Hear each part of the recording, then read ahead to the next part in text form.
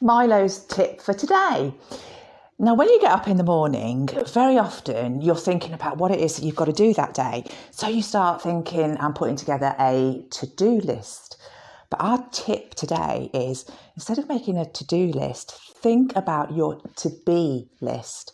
What do you want to be today?